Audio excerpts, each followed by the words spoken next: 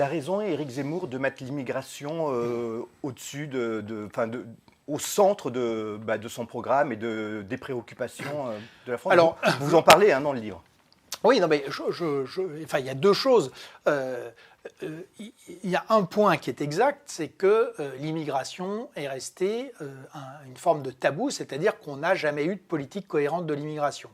Politique cohérente de l'immigration, ça voudrait dire trois choses.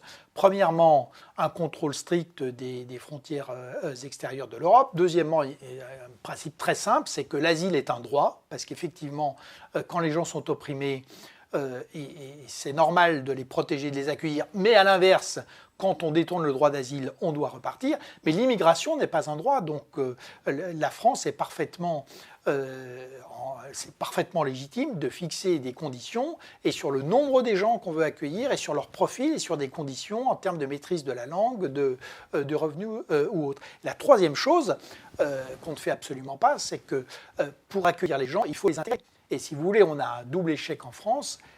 On a perdu le contrôle des flux migratoires et puis par ailleurs, on n'arrive pas à intégrer. Alors, une fois qu'on a dit tout ça, en revanche, l'idée d'aller mettre l'immigration d'abord comme seule cause des maux français et comme priorité absolue des problèmes qu'il faut régler dans notre pays, je pense que c'est tout à fait faux. Donc, premièrement, l'immigration n'est pas responsable des 40 années de déclin de la France. Et deuxièmement, cette politique de l'immigration est absolument nécessaire, mais c'est loin d'être la priorité numéro un dans ce que nous devons faire.